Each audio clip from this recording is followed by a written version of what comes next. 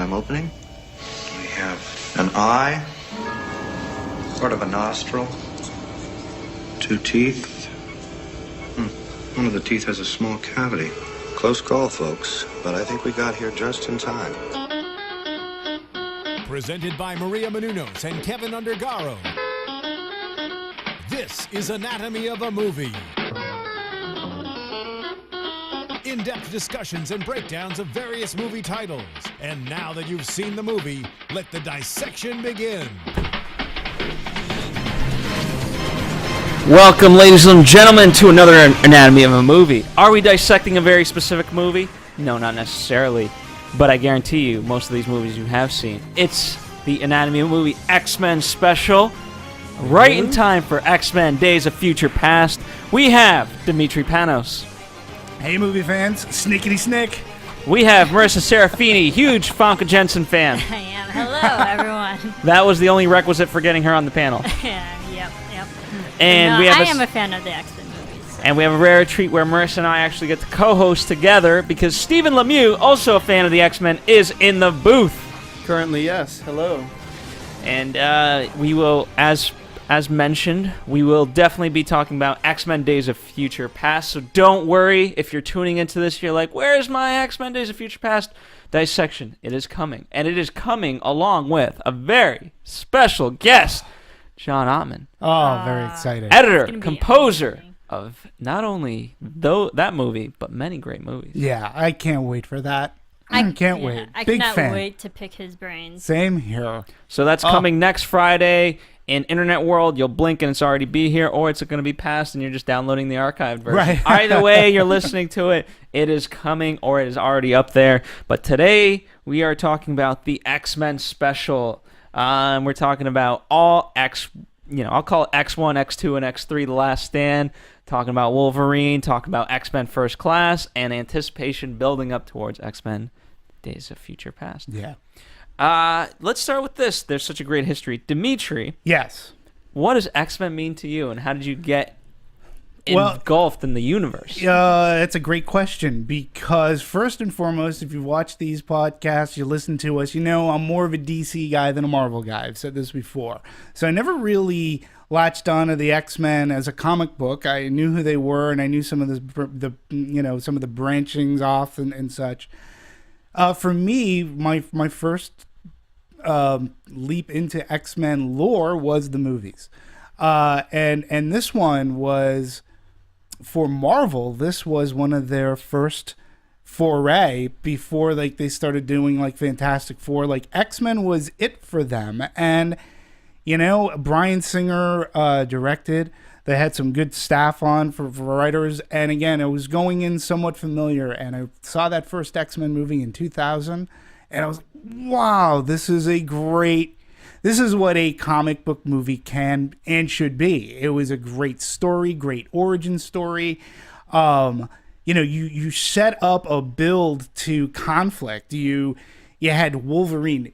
It basically broke out Hugh Jackman. I'm a Star Trek fan, so we had Captain Picard as Charles Xavier, Patrick Stewart, Ian McKellen. You had a really great cast. Halle Berry. They had to rewrite scenes for her more because she had just won an Oscar at around that time. So they were like, we gotta get her more scenes in the movie. And and then the beautiful Famke Janssen, who is coming off of being a villain in GoldenEye, and I just always find her beautiful. Also, she was in a Star Trek episode where she starred with Patrick Stewart, so there was familiarity there.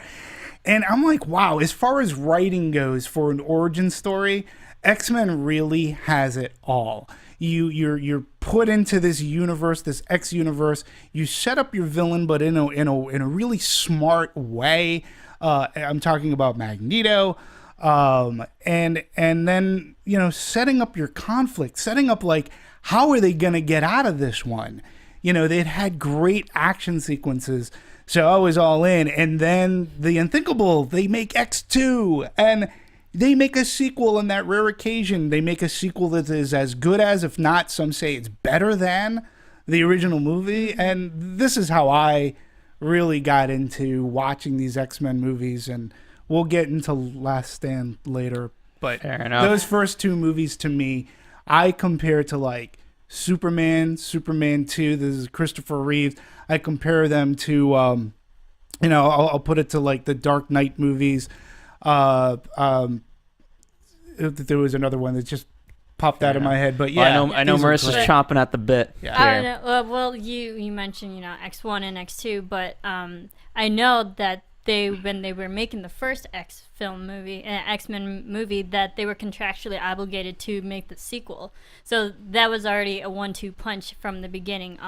I grew up with the X-Men movies because I am that younger generation, and it appealed to me at that young age. Obviously, I'm too young to grow up with the comics from when they started, but watching the films, being those summer big blockbuster movies, especially during the early 2000s, they were huge. And this is, I feel, the Marvel comic franchise that really launched Marvel comic movies. Absolutely. And they're like, well, the X-Men movies were so great, let's make more Marvel comics movies and build those franchises too. But X-Men was like the first big one.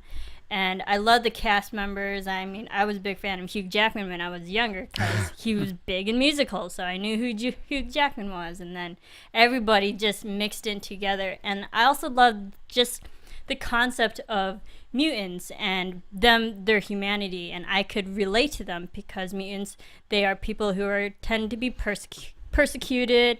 And they, they were always discriminated against. And as a person, I could relate to being that outcast and then having this place, the safe haven of, Xavier's school, for a place for people to accept each other because we're all so different. But that makes us common in that way, and that always appealed to me. And I love that concept, and I love how they just keep building upon that we need to work together in order to stand against the people who are against you. Fair enough. Well, for me, there was always the Saturday morning cartoons, Right. but I didn't really get into it until like X-Men Evolution, and I enjoyed that part of it. But I never really fully understood it until the movies. It wasn't later in life until I gained a full appreciation for it. What I like most is the metaphor of what they represent. I mean, it's the big conflict has always been mutants versus humans, but then it also goes beyond that because, the mutants within their own community have different ideologies. Certainly the humans have different ideology. And so, then you kind of realize the silliness almost of that classification of like, okay, mutants versus humans, because just if you take everyone at their real value, everyone, you can connect on different levels regardless of whatever. You just have to find your own sort of classifications. Sure. So I always found that appealing to me. It's I like because there are so many, everyone can kind of relate to somebody. Although certainly, you can't argue Wolverine's been forever the breakout hit of all of this. Yeah. And they just go back to the well with him in that regard. But yeah, I was, and for me, I enjoyed the first three, but then when X-Men First Class came out, it rejuvenated in such a different way. Yeah, I agree. And you brought up something that it really kicked off Marvel. And, had X-Men not been the hit that it was back in 2000, not only would we not have gotten that amazing sequel, but I just also wonder, would they have gone forward in doing Spider-Man? Because Spider-Man, Sam Raimi, came out in 2002. And again, you made Sam Raimi's first two Spider-Man movies, again, like they almost, again, you have X2 and Spider-Man 2, and had the first X-Men movie flopped, it had been a piece of garbage, it just makes me wonder, would we have gotten Spider-Man? Would Marvel have continued to push? And then we get, then we've come to the Marvel franchises that we now are so entrenched in our pop culture cinematic society with Iron Man, the Avengers, Captain America, Thor. Like, all this stemmed from X-Men, the first movie. And they got it right the first time. Not every movie has been great within the X-Men, let's call it, universe. But then again, Fantastic Four, the second one, it's okay. But they always seem to right the ship. Which is what, I love the part about the X-Men Days of Future Past everyone's anticipating. It's just going to right the wrongs of X-Men Last Stand. We're just going to erase history, Yeah. And again, without spoiling anything in that regard, it's when you go back in time, you have to change history. So you imagine you're going to change something of whatever happened in X-Men Last Stand. Yeah. So, yeah, I just think that they've come up with you have a good cast of characters, too. You have good actors involved, and the writing has been solid. Bryan Singer's direction, and again, it's one of those things that we always talk about. How does the guy that's done Usual Suspects, you give him money to do a comic book action adventure movie, and he did it. He handled himself great. Well, the way Hugh Jackman says, I mean, you keep saying it's an origin story, and it is. And we, our eyes and ears into the world is through Rogue, Anna Paquin at the time, and Hugh Jackman, right? Because, and especially Hugh Jackman in the sense that, everyone keeps going to the decision of, you got to be with a Xavier or Magneto. And who are you going to choose? And he's kind of in the middle, much like to some degree, if, as we're pointing out, we're just entering this universe overall. Some might have been familiar, but it's like, okay, whose side do you really choose? And Wolverine's, our eyes and ears into that. Mm-hmm. And it was smart, too, because, well, as you said, Wolverine was the breakout character. In fact, even in the comic book world, Wolverine gets his own comic book. So he shoots off, and we were having a discussion before, and it's like Wolverine doesn't always stand with the X-Men. Sometimes he goes away, and then he'll come back. He's a very conflicted person. Yeah. And it's not like he's against the X-Men. And again, I'm not going off of comic book lore and history, but, he's not always with them because he's off doing his own thing. But he'll come back when they need the help and whatnot.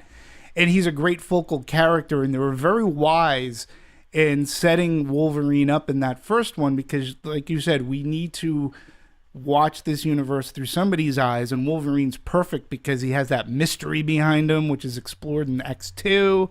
And and also going off of Wolverine's character, he's the only person that can take us back decades. True. Because no one else has his ability to live for so long. So we have to, in order to see history, we have to be with someone who was actually there. So I can understand why Wolverine can go in so many different places, so many different times. But it's also great because he tends to forget history. Yeah. Right. So, you know what I mean? Interesting. He's able to go in any part of history, but without knowing the history. So I think it's, and it's not, it works in that regard. It's not like too far-fetched. Yeah, and it also works with Mystique as well because she has a history too. And I didn't realize, because we know her character, she can shapeshift, but I didn't know her real age because she portrays so many different people, how old she is, what's her history, how their mutations are both alike in that way, that they can travel back. Well, they can take the audience back to and that's different for me. times. That's why I really loved X-Men First Class because it gave you such a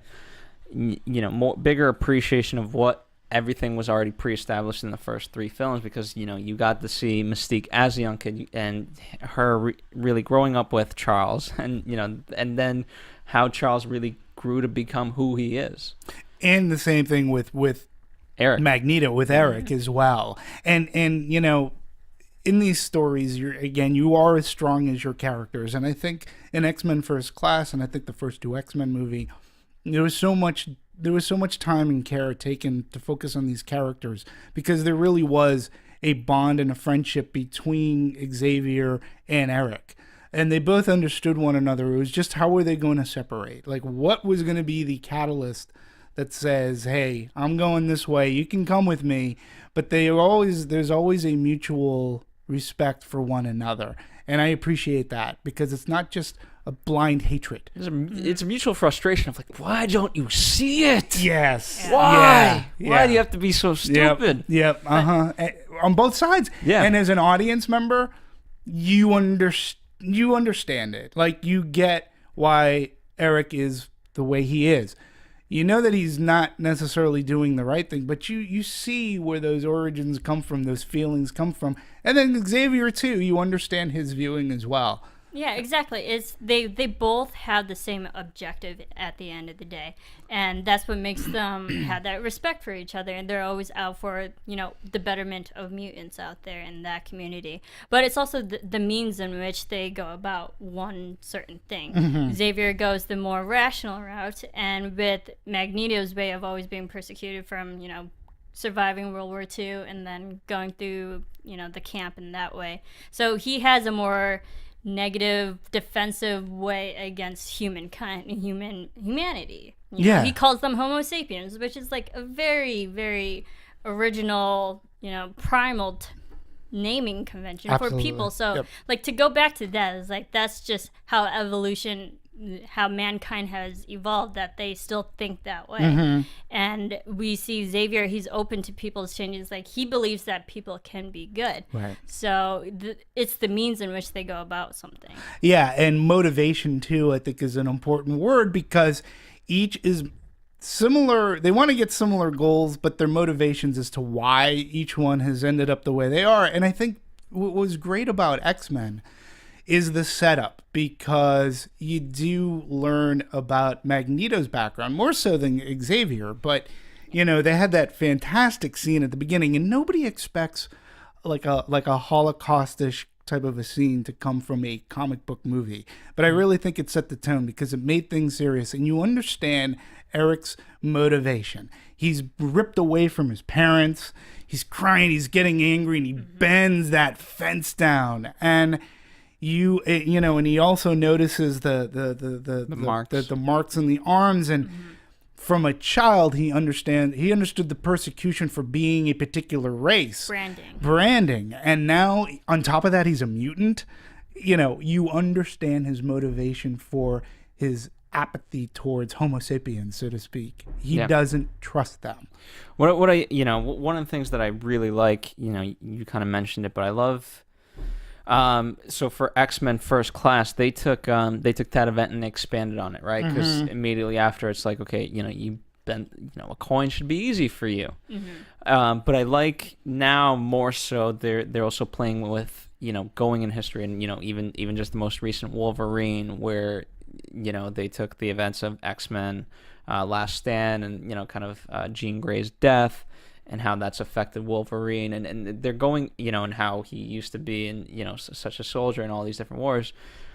I liked when they tap into history, and they can, the Cuban Missile Crisis, right? Whole different perspective on the Cuban Missile Crisis now. So I give them a lot of credit for being able to take history and fit it where it's not absurd, and rewrite it to fit their universe. Yeah, and it also it gives relevancy. Yeah. It gives a grounding to what is a comic book movie. I mean, it makes it more real in a sense, and you're able to swallow it, because when you look at the follies of history, when you look at that, and then you put this into a perspective, and you make these characters who are born of these various histories, it just goes back. You understand the motivations more. I thought X-Men First Class was the perfect way to wipe out that awful taste that Last Stand left us all. By, in a sense, it was a reboot, in a sense, but they did it so wise, so smart, again, that it just harkened back to the Bryan Singer movies, where their writing was very sharp, and you got great actors to do this stuff, and they went on from there. So let me ask you guys this: there's obviously through the whole movies that we've had, there's reoccurring people. And I want to talk about the reoccurring people, and I also want to talk about mutants that have come and gone, so to speak, at least in the movie sense. Certainly Sabretooth counts as part of the people that have come and gone. Gambit, although huge news with Gambit now. Big news. right. But Gambit, to me, like, if it wasn't for me growing up, if it wasn't Wolverine, it was Gambit. So I'm surprised we haven't seen more of Gambit. A Nightcrawler, for me, it was a cool one in X2. I know Marissa loves Jean Grey. So, like, can you, which ones do you guys kind of miss that, were only cameos or perhaps haven't even come in yet, versus, let's say, the ones that are already there that you like, or versus ones that are there that you like, you know what, great, but I can do without, in place of? Well, of course, I'm a big, huge fan of Famke Janssen in and of herself. But Jean Grey was always an interesting character to me. And then when they killed her in the third one, I'm like, why kill Jean? But, Too powerful. Yeah, but even her character has that good and that bad, because when she gets reborn, she's Dark Phoenix. So just having those two, the duality of her character, was always interesting to me, because we can see good and evil within one person. Right. And just that conflict, I find it fascinating. Other people that I thought were cool are like how they've switched up some people, obviously with casting, but Pyro was also really Kitty really Pryde cool. Yeah, to Kitty me Pryde. like could be, I always thought was going to be more utilized or maybe Talking bigger. about the walkthrough The walls. walk through walls. Yeah. Okay, yeah. And And she changed from the first to the Especially second. when, now, I mean, when you cast Ellen Page, I mean, now it's just paying dividends. So. yeah. Yeah. But Because Kitty, I believe, wasn't in the second one, but she was in the first one, played by a completely different person. Right. was she? And Who's? some redheaded. Yeah, I girl forget, but played and again, she wasn't even. You just saw her Yeah, walk. you walk just through see a her wall. walk through a wall. And That was it. The first movie did something really cool too. Again, being a novice in the Marvel world, if you were an X-Men fan, there were so many shots of Xavier's School for the Gifted that they, the mutants were showcasing certain powers that the comic book fan was able to go, oh, like they didn't mention Kitty Pryde, so to speak, but the girl walked through walls and people, oh, that's Kitty That's Pryde. Kitty. Oh, that guy is, they for the comic book fan, the Easter eggs, let's say, they were able to get every single one of them. For me, who was the layman going in, I got it. I didn't need to know like the backstories of everybody there, but it made the movie. It didn't take away from the movie at all. And I think that's a strength. Like, let's play to an audience that doesn't know who the X-Men movie are, but let's also pay homage to our fans, because without them, there wouldn't be an X-Men movie. Yeah. So, very, very smart. They did a great job. Yeah, I mean, like, love the cast, obviously, but I find I like the darker people more so, because I get attached to them, and then I root for them because I want them to have those right choices at the end, because they're more conflicted and they have the more real struggles that people have in real life. So I find them more realistic in a way that I want to root for them in the end. When I know the good people, I was like, okay, they're good, I don't have to worry about them. But when it's bad, I was like, oh, I'm fighting for them. I'm with them throughout the movies. So like Jean Grey. yes, like I like the people who have that internal and maybe physical like conflict and struggles within them. So. Here's what they do well, though. They never, even though when you think someone's good, I mean, there's been enough of the movies and there's been enough changes. Like, I mean, just think of X-Men First Class, the whole, drawing the line in the sand at the end, how many people switched right then and there. Yeah. It's happened throughout the rest of the series as well. And so, things can change. And I certainly like that aspect of it. Let's talk about Bryan Singer's involvement, because, that's where the third one, unfortunately, did go down. It's because of, Bryan Singer wasn't necessarily involved. But let's talk about kind of his involvement early on in making sure to take care of kind of everything to get it up to par. I think he's done a great job. He obviously kickstarted X-Men, and if he had done it didn't do a good job, then like Marvel comic universe that we know of wouldn't be as big as it is today. I agree. And what you get from Bryan Singer too is he has a passion. He is a geek. He loves comic books. He loves this stuff. And X-Men is not his first comic book. Well, it's his first comic book franchise, but then he also went on to do Superman Returns. Mm-hmm. So he loves this genre and he loves interacting with the fans. I mean, you're lucky when you get a director that's as big a fan of this stuff to champion what you're doing and to champion your movie. And when you have a person like a Singer to be who has knowledge of the lore, the history, to go out there, again, he appeals to everybody. He can teach somebody like me about the history, and then to the geeks who are huge into X-Men, they're going, oh, another one of us, and he's a director. Look at that. That's awesome. Because you do get, we've talked about it sometimes. There's movies where you're like, okay, that was just commissioned because it was going to make money, versus like, okay, that was someone's pet project. Right. So, for example, I mean, do you guys feel that with X-Men Last Stand with Brett Ratner coming in? I mean, in terms of that, I forget if he's a fan. Is he a fan? Yeah, I mean, I think Brett Ratner, without knowing him, he appears to be a movie fan. But an X-Men For an fan. X-Men fan. I don't know. I can't really speak to Brett's perspective on the X-Men, but knowing a lot of different Brett Ratner films, he's done so many different genres. He could do comedy with the Rush Hour franchise. He's done X-Men, and then he's done like the dramatic roles with like the Family Man. So he can do a lot of different types of genre film. He's a great filmmaker. Yeah, and I think But X-Men, here's like a lot of the other ones that you're talking about, they have a universe of their own. Right. When you have to, it's a whole different beast to have to enter a universe that is pre-existing and be able to fill it. Now, that's not to say you didn't do research and whatever else, but let's say you talk about the Dark Knight trilogy with Christopher Nolan. They were, they took what was kind of pre-existing, and they chose very carefully what they wanted to do, and they made their own kind of world and mythology around the things that appeal to them from the comics. Right. And I think, unfortunately, it might have been, certainly by the time you get to a third movie, unfortunately, you get so rushed to try to pump it out. So if you're just kind of coming into this, you don't have a lot of time to be like, hey, guys, can I just get like 3 months to research? No, you got to shoot tomorrow.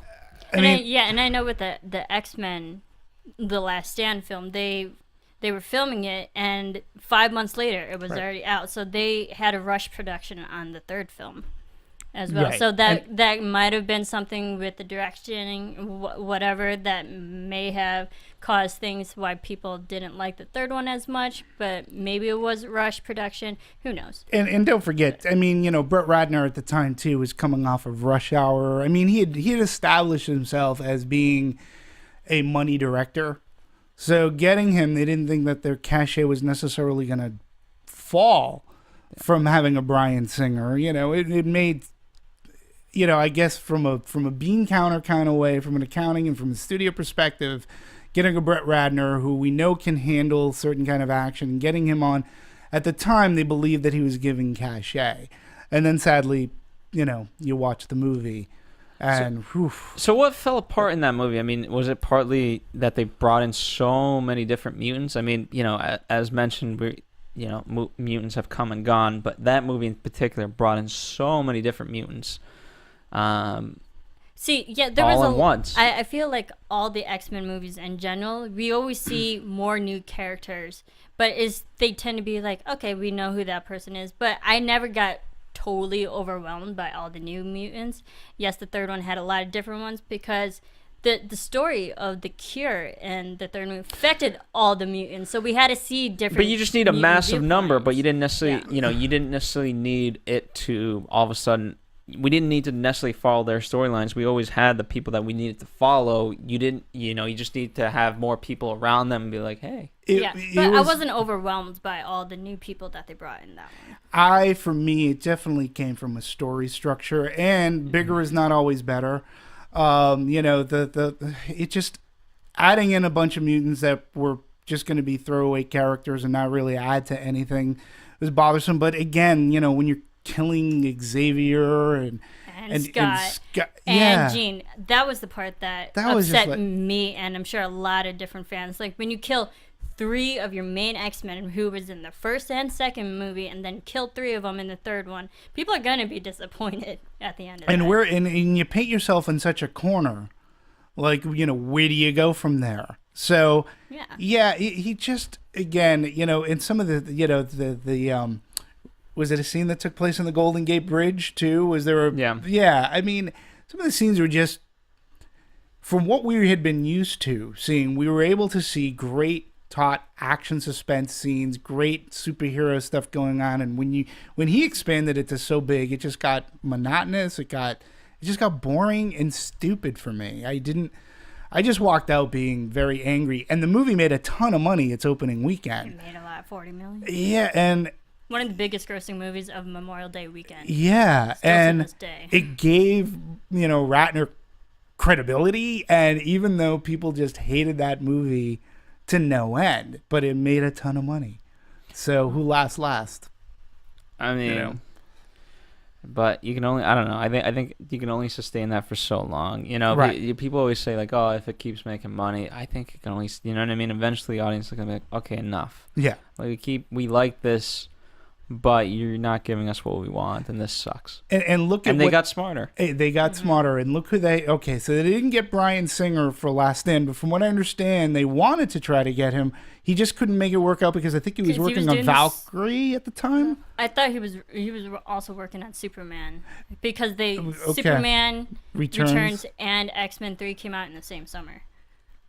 Okay. I was talking Last Stand because X-Men 3 and I'm Superman, sorry, they came First out in Class, the, my yeah, bad. They came out in the same because you're right, because they got smarter because they went to First Class, and First Class I thought that they wanted to get Bryan Singer involved, but they got Matthew Vaughn. And Matthew Vaughn had done Kick-Ass.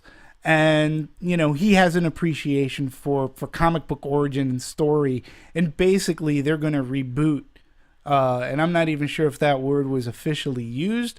But this was going to jumpstart X-Men again. And they were trying to figure out a way, okay, how do we bring this back to the first two movies? And then we can go on from there. And there was another...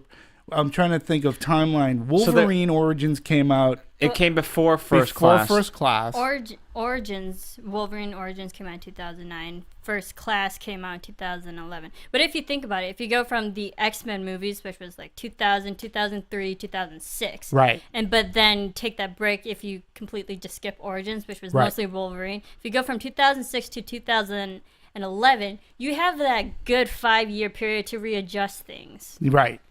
Well, And I think they did. Yeah, they definitely did. Origins didn't really affect the timeline, so to speak. Exactly. Wolverine certainly did because it was Wolverine haunted by the tragedy of Jean Grey. Right. And how that so I like that aspect of it. I mean, Wolverine, and in that movie it was Which one we're talking? Wolverine Origins or Wolverine from last summer? Wolverine last Okay. summer.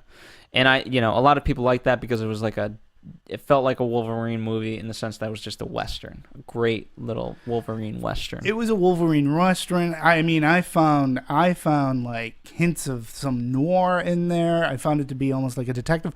I think, in this panel, because we've talked about it before, I think I'm probably the biggest champion of that Wolverine movie that came out last summer. I'm a big fan. I thought that there was great dialogue going on. I thought there was a really cool sort of kind of a mystery happening. And again, a character wanting to shed his power, can always make for good character development because it's one of those things you don't know what you have until you lose it kind of things. But he built up great characters. You talk about history. Again, that was the dropping of the bomb, where he saves the guy. I'm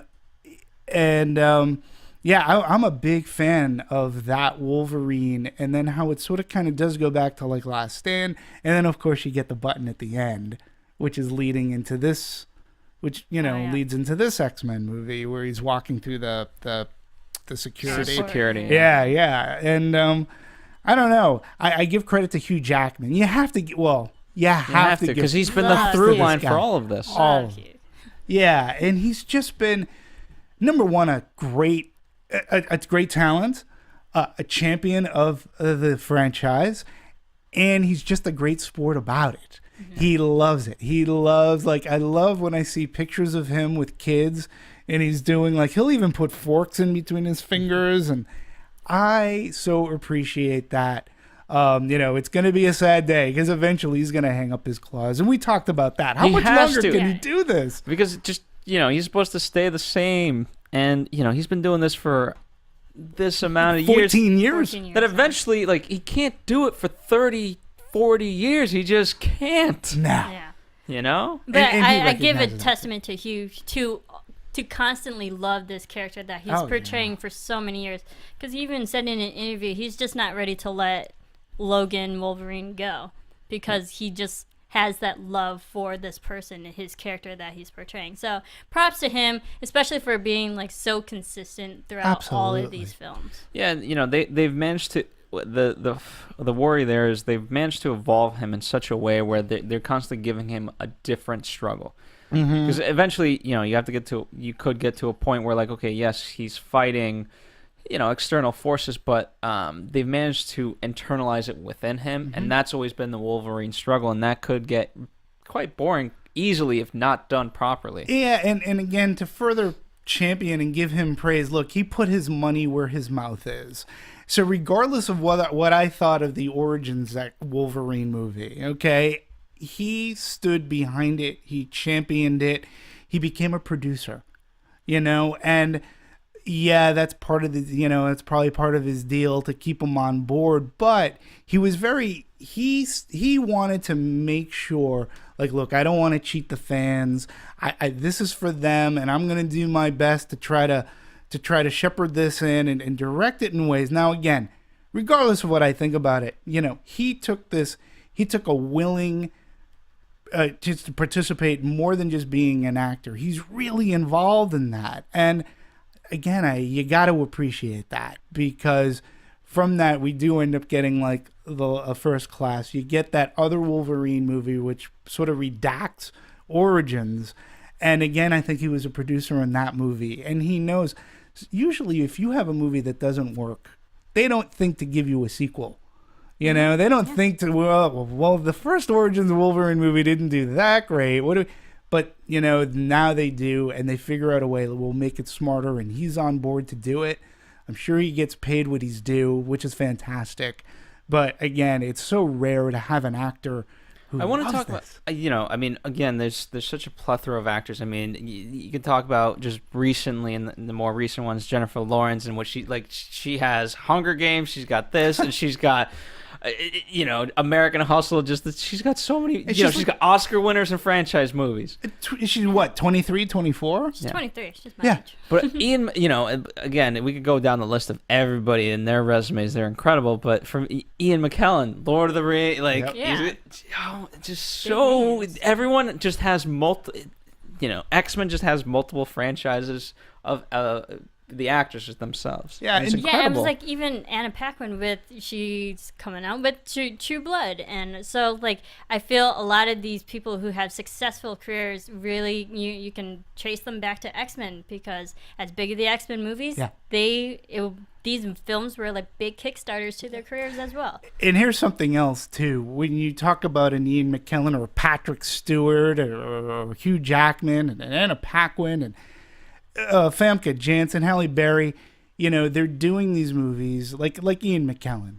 I never get the sense, as an audience, as a movie fan, I never Gandalf. I never get the sense they're doing it for a paycheck. Yeah. I actually get the sense that they're having a good time, that they're taking the subject matter seriously, and I'm sure they're being very well compensated for their job and what they're doing. But there are some performances, and we've talked about it here, when you're like, paycheck. He was just in it for a paycheck. I never get that sense from any one of these people, which makes me respect them more as actors, because it's great. Exactly. Yeah. No, it's definitely great. And even to go off of that a little bit, even like the cameos, in the X-Men First Class, we saw Rebecca Romaine and Hugh Jackman just make those uncredited cameos. So it's just, they want to be a part of the franchise, not just that paycheck. Yeah. I will say that there's one cameo from X-Men First Class that pays off in a very comedic way. It's not really even a spoiler in Days of Future Past. So Okay. you'll know what I mean when you see it. Okay. I'm in the midst of rewatching at least X2, and then I'll watch First Class, and perhaps And then you'll Wolverine build if I up to can. it. Yeah. Because again, I do hold the first two movies in high regard. I hold the second movie. The second movie is fantastic. X2 is just a great movie. I'm gonna lay on some Star Trek trivia here, because X2, if you remember how it ends, okay, it ends on Jean Grey on a very Voiceover. emotional, sacrificial, as she's saving the X-Men. Now, X and X2, one of the producers, a gentleman by the name of Ralph Winter, who produced Star Trek II: The Wrath of Khan. Now, the ending of Star Trek II: The Wrath of Khan, in which Spock sacrifices himself to save the crew of the Enterprise and his captain, it mirrors what happens in X2. And Ralph Winter has said, "Yeah, I wanted that emotion. I wanted to lose. If I'm going to lose a character, I want it to be for a reason, for a purpose, and for a great purpose." And think about it, like that was such an emotional wallop. And you get so invested. X2 to me, I can say, probably make the argument it's a little bit better than the first X-Men. Last Stand happened, oh well. Origins Wolverine happened, oh well. But then thank God, you get Matthew Vaughn to come in, in First Class, just like won me back. So let's talk about, we don't, we'll wrap this up kind of in a few minutes, but James McAvoy and Michael Fassbender, they have to, now they have to portray not only a character, but they have to portray the character of two people that have already portrayed the character and pretend to be them. It's not like, full reboot. You still have to give homage to that because, they were amazing at it. And they just, I love them as young guys. I love seeing the dynamic of those two, and I think just perfect casting. I agree, and I loved how they used their youthful ways to their characters and how they played off of that, because people can change from what we've already know and have been established with the older gentlemen, that going back to the younger selves, you can see them they can take those creative liberties and go in their own different way. Like, I'm going to portray him in his adolescence or younger self and all my emotional angst at that time. Right. But they can have fun with that, knowing that eventually they're going to lead and change to that point where we all know. Yeah, and again, I think it was a brilliance in casting with those folks, because, again, I'm not even sure that reboot is the right word, because, again, you are still playing in that universe. You're fully making reference, and these characters are going to become Patrick Stewart, Ian McKellen. And you buy it. It just gives them a great, fantastic history. That's why I think First Class just does a brilliant job of just bringing everything back to the basics. Let's introduce. They're not the X-Men yet. We already know as an audience. And again, when you think about it too, as a movie-going audience, how much do you actually pay attention to a movie that came out in 2000? But you do. You sort of kind of they do this seamless thing that we know they become this team in the first 2-3 movies, and we're gonna play with that before they were a team.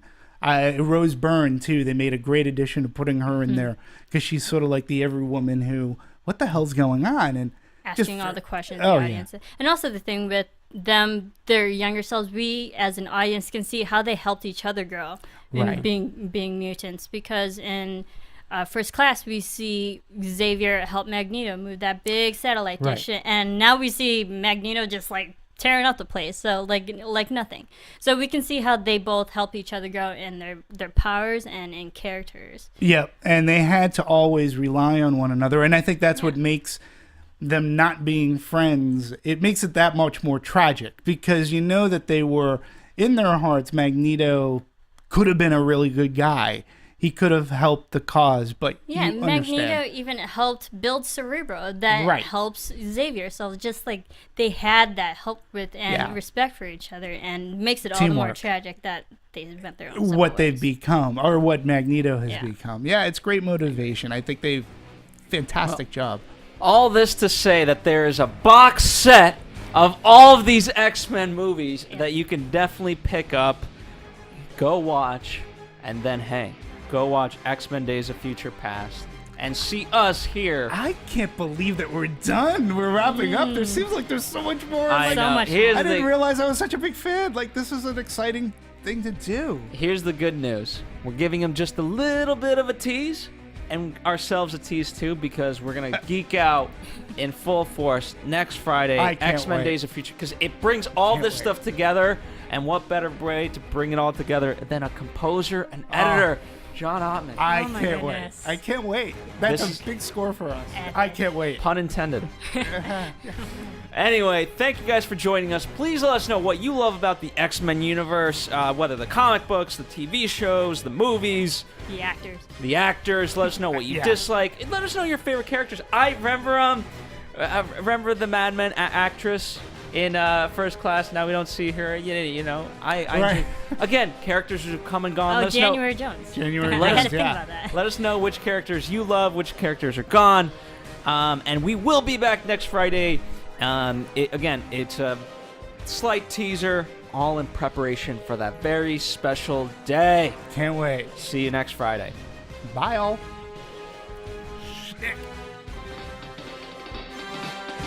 From producers Maria Menounos, Kevin Undergaro, Phil Svitek, and the rest of the Anatomy of a Movie staff, we would like to thank you for listening and subscribing to the show. If you have any questions or comments, feel free to email or tweet us. I'm Sir Richard Wentworth, and this has been Anatomy of a Movie.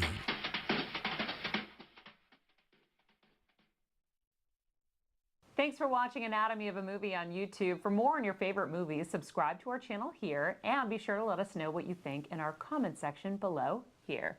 Bye.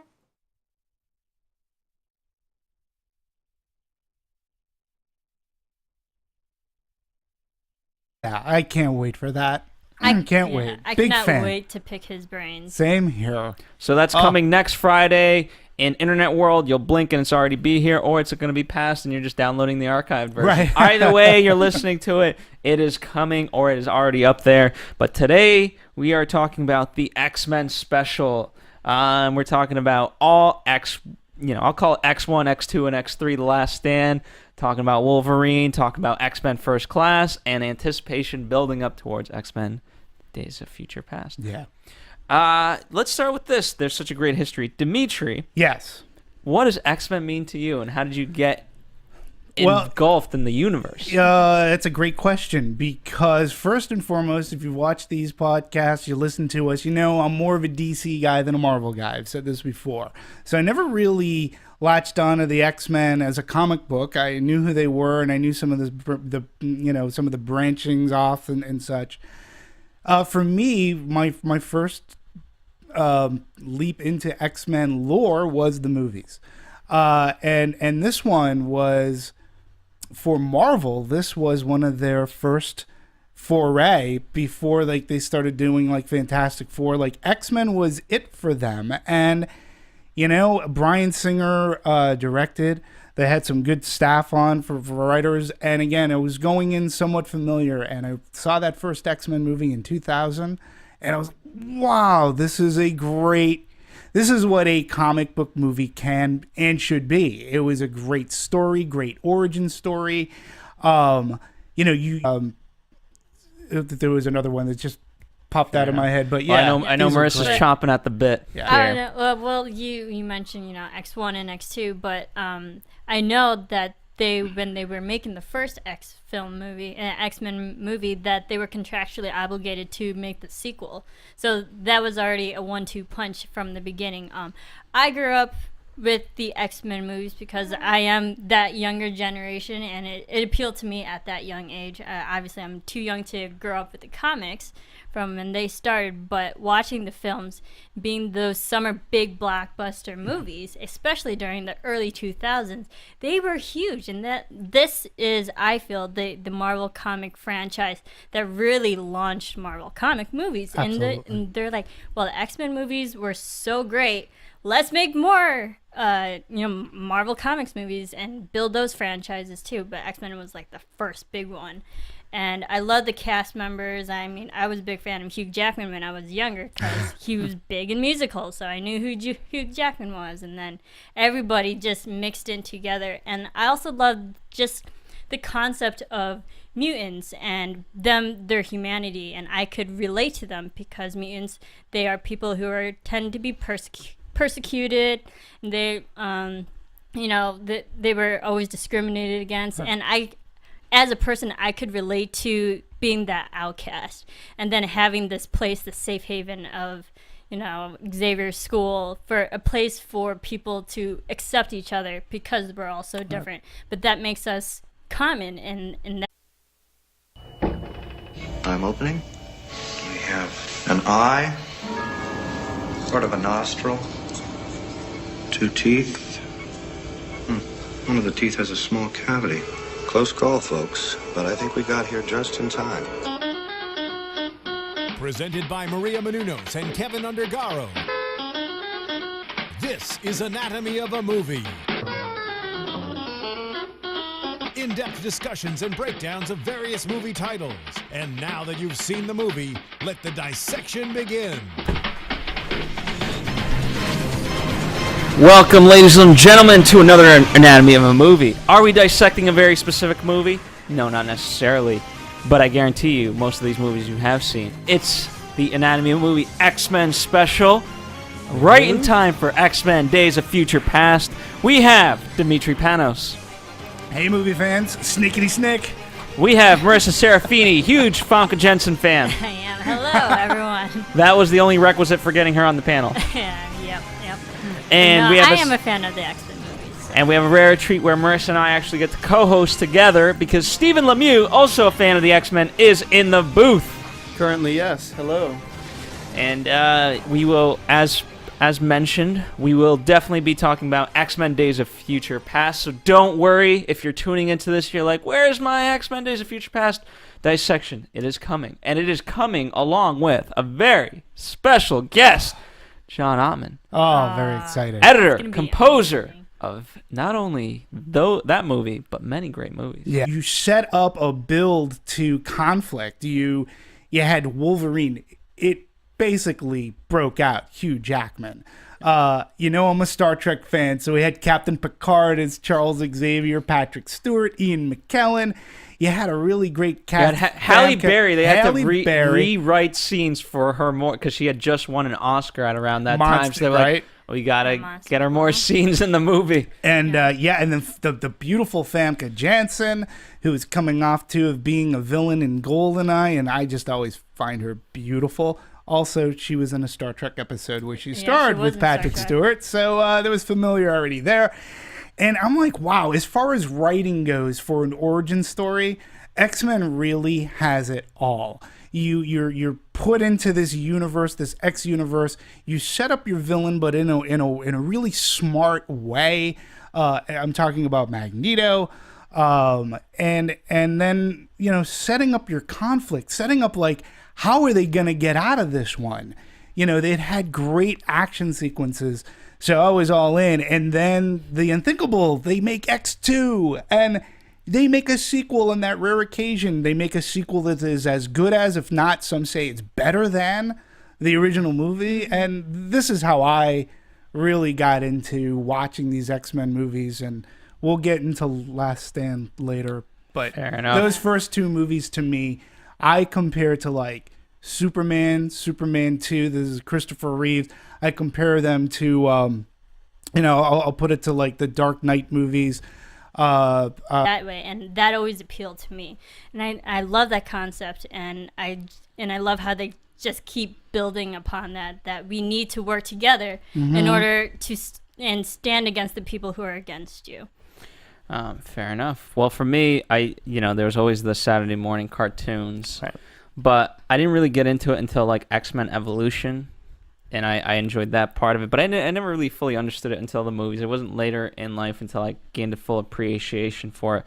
What I like most is the metaphor of what they represent. I mean, it's the big conflict has always been mutants versus humans, but then it also goes beyond that because the mutants within their own community have different ideologies. Certainly, the humans have different ideology, and so then you kind of realize the silliness almost of that classification of like, okay, mutants versus humans, because just if you take everyone at their real value, everyone you can connect on different levels regardless of whatever. You just have to find your own sort of classifications. Sure.